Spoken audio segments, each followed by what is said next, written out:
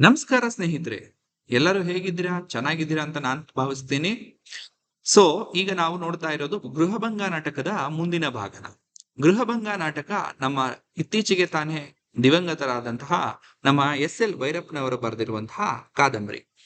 ಈ ಕಾದಂಬರಿಯಲ್ಲಿ ಆಗ್ಲೇ ನಾವಷ್ಟು ಕೆಲವೊಂದಷ್ಟು ಸಂಚಿಕೆಗಳನ್ನ ನೋಡಿದ್ದೇವೆ. ಈಗ ನಮ್ಮ ಮುಂದಿನ ಸಂಚಿಕೆ. ಚೆನ್ನಿಗರಾಯನಿಗೆ ಈಗ ಮದುವೆ ಆಗಿದೆ. ಮದುವೆ ಜೊತೆಗೆ ಈಗ ಅವನು ಶಾನುಭೋಗಿಕೆಗೋಸ್ಕರ ಶಿವಲಿಂಗೇಗೌಡನ ಹತ್ರ ಗುದ್ದಾಡ್ತಾ ಇರುವಂತಹ ಒಂದು ಸಮಯ ಬಂದಿದೆ. ಇವನು ಎಷ್ಟು ಸರಿ ಕೇಳಿದ್ರು ಅವನು ಕೊಡ್ತಿಲ್ಲ. ಸೊ ಈಗ ಇಂತಹ ಸಂದಿಗ್ಧ ಪರಿಸ್ಥಿತಿಯಲ್ಲಿ ಇವನಿಗೆ ಮದುವೆ ಬೇರೆ ಆಗಿದೆ. ಮದುವೆ ಅನ್ನೋ ಸಂಸಾರ ನಡೆಸ್ಬೇಕು, ಜೊತೆಗೆ ಇಲ್ಲಿ ಶಾನುಭೋಗಿಕೆ ಕೂಡ ಇಲ್ಲ. ಸೊ ಇಂಥ ಸಂದರ್ಭದಲ್ಲಿ ನಮ್ಮ ಚೆನ್ನಿಗರಾಯ ಏನ್ ಮಾಡ್ತಾನೆ, ಯಾವ ರೀತಿ ಶಾನುಭೋಗಿಕೆನ ದಗ್ಗಿಸ್ಕೊಂತಾನ, ಬಿಡ್ತಾನ ಏನು ಎಂಬುದನ್ನ ಮುಂದೆ ನೋಡ್ತಾ ಹೋಗೋಣ. ನೀವಿನ್ನು ನಮ್ಮ ಚಾನೆಲ್ ಅನ್ನ ಸಬ್ಸ್ಕ್ರೈಬ್ ಮಾಡ್ಕೊಂಡಿಲ್ಲ ಅಂದ್ರೆ ದಯವಿಟ್ಟು ಸಬ್ಸ್ಕ್ರೈಬ್ ಮಾಡ್ಕೊಳ್ಳಿ ಸ್ನೇಹಿತರೆ. ಗೃಹಭಂಗ 3. ಚೆನ್ನಿಗರಾಯ ಎಷ್ಟು ಸಲ ಕೇಳಿದರೂ ಶಿವಲಿಂಗೇಗೌಡ ಶಾನುಭೋಗಕ್ಕೆ ಬಿಟ್ಟು ಕೊಡಲಿಲ್ಲ. ಮೊದಲು ಕೆಲವು ದಿನ ಕೊಡಾನ ಕೊಡಾನ ಎನ್ನುತ್ತಿದ್ದ. ಅದರ ಅರ್ಥ ಸರಿಯಾಗಿ ತಿಳಿಯದ ಚೆನ್ನಿಗರಾಯ ಕೆಲವು ದಿನ ಕಾದು ನೋಡುತ್ತಿದ್ದ. ಮತ್ತೆ ಕೇಳಿದರೆ ಅದೇ ಮಾತು. ಒಂದು ದಿನ ಸಾಲ ಖೈರಿನ ಲೆಕ್ಕ ಚುಕ್ತಾ ಆಗಬೇಕು, ಆಮೇಲೆ ಕೊಡೋಣ ಎಂದ. ಸಾಲ ಖೈರು ಎಂದ್ರೆ ಏಪ್ರಿಲ್ ತಿಂಗಳ ಕೊನೆ. ಇಲ್ಲಿಗೆ ಇನ್ನೂ 5 ತಿಂಗಳು. ಸಾಲ ಲೆಕ್ಕ ಮುಗಿಸ್ದೆ ಕೊಟ್ರೆ ನಿಂಗೇನ್ ತಿಳಿತೈತೆ ಎಂದು ಅವನು ಹೇಳಿದುದು. ನಿಜವೆಂದು ಇವನೂ ಒಪ್ಪಿಕೊಂಡ. ಮನೆಯಲ್ಲಿ ಬೇರೇನೂ ಕೆಲಸವಿಲ್ಲ. ಹೆಂಡತಿ ಇನ್ನು ಚಿಕ್ಕವಳಾಗಿದ್ದುದರಿಂದ ಪ್ರಸ್ತವಾಗಿರಲಿಲ್ಲ. ತವರು ಮನೆಯಲ್ಲೇ ಇದ್ದಳು. 2 ವರ್ಷ ಓಚಯ್ಯನವರ ಮಠಕ್ಕೆ ಹೋಗಿದ್ದರೂ ಅಪ್ಪಣ್ಣಯ್ಯನವರಿಗೆ ಪೂರ್ವಜನ್ಮದ ಶೇಷವಿಲ್ಲುವುದರಿಂದ ವಿದ್ಯೆ ಬರುವುದಿಲ್ಲವೆಂದು ನಿರ್ಣಯಿಸಿ ಓಚಯ್ಯನವರೇ ಅವನನ್ನು ಕೈಬಿಟ್ಟಿದ್ದರು.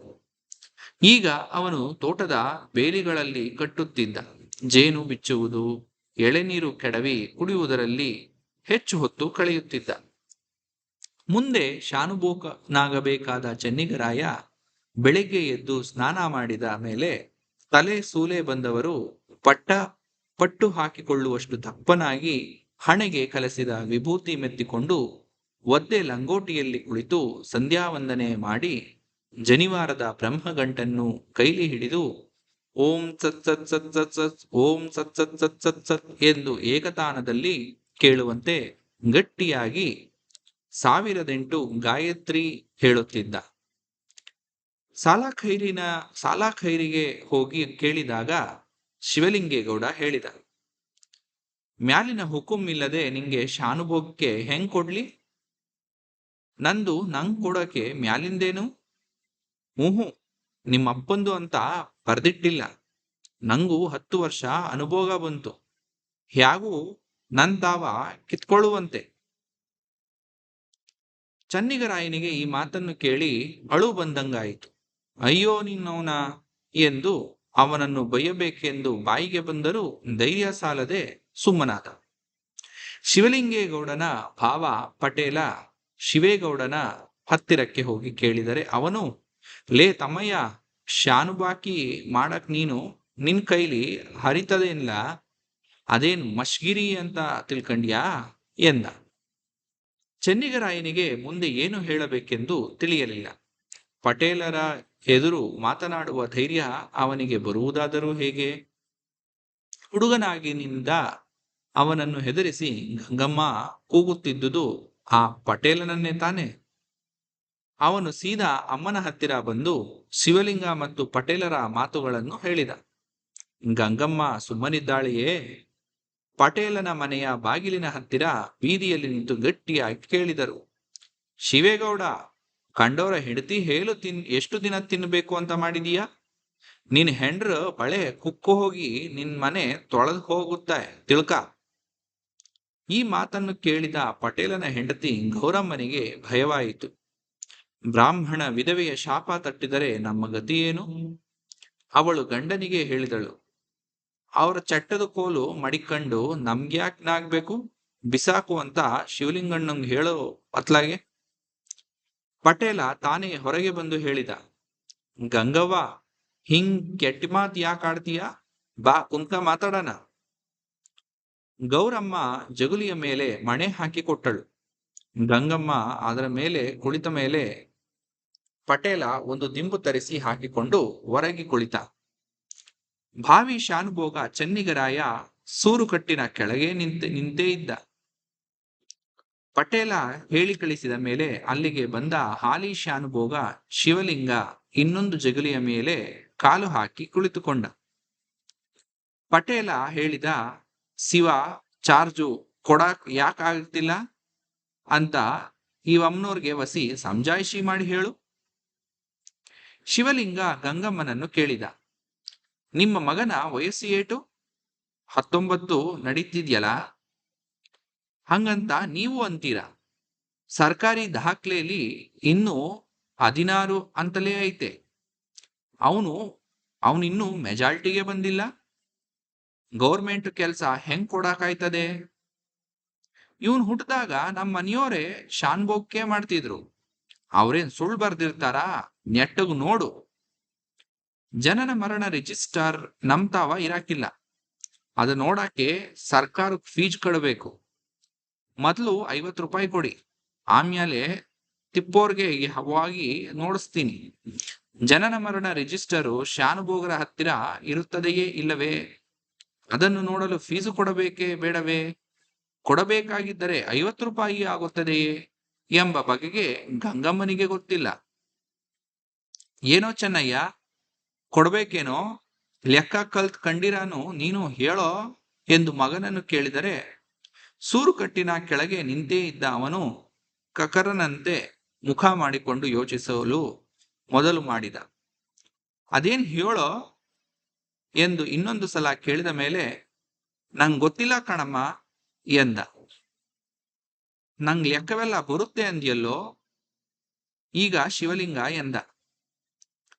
ಹೊನ್ನವಳ್ಳಿಯೋಂತಾವ ಹೋಗಿ ಕಲ್ತ್ಕಂಬಂದೆ ಅಂತಿದ್ದೆ. ಆ ಹೊನ್ನವಳ್ಳಿ ಪಾಪ್ರ ನನ್ ಮಗಂಗೆ ಲೆಕ್ಕ ಬತ್ತಿದ್ರೆ ನಿಂಗೆ ಹೇಳ್ಕೊಡ್ತಿದ್ದ. ಓಕಳ್ಳಿ, ಈಗ್ಲೂ ಒಂದು 4 ವರ್ಷ ಸುಮ್ನೆ ಕಸದ ಮಂಕರಿ ಹೋರು, ನಾನ್ ಕಲ್ತ್ಕೊಡ್ತೀನಿ. ಪಟೇಲ ಶಿವೇಗೌಡ ಹೇಳಿದ. ಹೋಕಳ್ಳಿ ಗಂಗವ್ವ, 50 ರೂಪಾಯಿ ತಂದು ಮಡಗಿ. ಇವನ್ ವಯಸ್ಸು ಏಟು ಅಂತ ಮ್ಯಾಲಕ್ ಬರೆದು ಹೇಳಿಸ್ತೀವಿ. ದುಡ್ಡ ಯಾಕೆ ಕೊಡ್ಬೇಕು ಶಿವೇಗೌಡ? ಅದೇನ್ ಸರ್ಕಾರವಲ್ವಾ? ಮಶ್ಗಿರಿ ಮತ್ ಕೆಟ್ಟೋಯ್ತಾ? ಇನ್ನು ಗಂಗಮ್ಮನಿಗೆ ಬೇರೆ ಮಾರ್ಗ ಉಳಿಯಲಿಲ್ಲ. 50 ರೂಪಾಯಿ ಕೊಡದೆ ಮಗನ ವಯಸ್ಸಿನ ಲೆಕ್ಕ ಸಿಗುವುದಿಲ್ಲ. ಅದಿಲ್ಲದೆ ಶಾನುಭೋಗಿಗೆ ಕೈಗೆ ಬರುವುದಿಲ್ಲ. ಆದರೆ ಮನೆಯಲ್ಲಿ ಅಷ್ಟೊಂದು ಕೈಲಿ ದುಡ್ಡಿಲ್ಲ. ಮನೆಗೆ ಹೋಗಿ ತನ್ನ ಪೆಟಾರಿಯಲ್ಲಿ ಹುಡುಕಿ ನೋಡಿದಳು. 30 ರಾಣಿ ತಲೆ ರೂಪಾಯಿ ಇತ್ತು. ಜೊತೆಗೆ 6 ಪಲ್ಲ ರಾಗಿ ಸೇರಿಸಿ ಶಿವಲಿಂಗನಿಗೆ ಒಪ್ಪಿಸಿ, ಬ್ಯಾಗ ಇವನ ಲೆಕ್ಕ ತರಿಸಪ್ಪ, ನಮ್ಮ ಯಜಮಾನರ ಕಾಲದ ಶಾನುಭೋಗಕ್ಕೆ ಇವತ್ತು ಕೈಗೆ ತಗಂಡದ್ದು ನಾನು ನೋಡಬೇಕು ಎಂದಳು. ಮತ್ತೆ 3 ತಿಂಗಳಾದರೂ ಅದರ ಬಗೆಗೆ ಏನೂ ಆಗಲಿಲ್ಲ. ಗಂಗಮ್ಮನೆ ಹೋಗಿ ಕೇಳಿದುದಕ್ಕೆ ಶಿವಲಿಂಗ ಹೇಳಿದ, ಸರ್ಕಾರಿ ಲೆಕ್ಕ ಅಂದ್ರೆ ಈಟ್ ಬ್ಯಾಗ್ ಬತ್ತೆ ಅಂತ ಡಿಸ್ಟ್ರಿಕ್ಟ್ ಕಮಿಷನರ್ಗೆ ಹೋಗಿ ಅಲ್ಲಿಂದ ದಿವಾನ್ ಮಿರ್ಜಾ ಸಾಹೇಬ್ರನ್ನ ಮುಟ್ಟಿ ಬರಬೇಕು. ನಿಧಾನವಾಗಿ ಬತ್ತೆ ಅಂತ ಅದ್ಯಾಕ್ ಚೊಣಚಿ ಹೊಕ್ಕಂಗಾಡ್ತೀಯ? ವಸಿ ತಡ್ಕಳಿ. ಗಂಗಮ್ಮ ನಿರುಪಾಯಳಾಗಿ ಮನೆಗೆ ಬಂದ ಮಗನಿಗೆ ಹೇಳಿದಳು, ಚೆನ್ನಯ್ಯ, ಇವನು ಕೊಡೋದಿಲ್ಲ ಅಂತ ಕಾಣಿಸುತ್ತೆ. ನೀನೇ ತಿಪಟೂರಿಗೆ ಹೋಗಿ ಅಮಲ್ದಾರ್ ದಣಿಗೆ ಅಡ್ಡಬಿದ್ದು ಹವಾಲು ಮಾಡಿಕೊಂಡು ಬಾ ಹೋಗು. ತಾನೊಬ್ಬನೇ ಹೋಗಿ ಅಮಲ್ದಾರರನ್ನು ಕಾಣಲು ಚೆನ್ನಿಗರಾಯನಿಗೆ ಭಯವಾಯಿತು. ಅವರು ತನ್ನ ಮೇಲೆ ರೇಗಿದರೆ ಏನು ಮಾಡುವುದು? ತನಗೆ ನಿಜವಾಗಿಯೂ 16 ವರ್ಷವಾಗಿರಬಹುದು. ತನ್ನ ಜಾತಕವೇ ತಪ್ಪಿರಬಹುದು. ಅಮ್ಮ, ನಂಗೆ ಇನ್ನು 16 ವರ್ಷವೇ ಇರಬಹುದು. 2 ವರ್ಷ ತಡಿಯೋಣ ಕಣಮ್ಮ. ಥೋ ಸೂಳೆ ಮಗನೇ, ನೀನ್ ಹೆತ್ತೋಳು ಗಟ್ಟಿ ಮುಂಡೆಯಾಗಿ ಇಲ್ಲೇ ಇದ್ದೀನಿ. ನಂಗೊತ್ತಿಲ್ವೇನೋ ನಿನ್ ವಯಸ್ಸು? 19 ತುಂಬ್ತಾ ಬಂತಲೋ. ಹೋಗಿ ಅಮಲ್ದಾರ್ ದಣಿಗಳಿಗೆ ಅಡ್ಡ ಬೀಳೋ ಮುಂಡೆ ಮಗನೇ. ಗಂಗಮ್ಮ ಸಿಟ್ಟು ಬಂದು ಹೇಳಿದಳು. ನಂಗೆ ಹೆದರಿಕೆ ಆಗತ್ತೆ ಕಣಮ್ಮ. ನಾಚಿಕೆ ಆಗಲ್ವೇನೋ? ಹೆಣ್ಣಿಗೆ ಸೂಳೆ ಮಗನೇ, ನಾನು ಬರ್ತೀನೋ ಜೊತೆಗೆ? ಎಂದು ಗಂಗಮ್ಮ ಹೇಳಿದರಾದಳು ಸರ್ಕಾರಿ ಕೆಲಸಕ್ಕೆ ಹೆಂಗಸರು ಹೋಗಬಾರದೆಂಬ ನೆನಪಾಗಿ ಸುಮ್ಮನಾದಳು.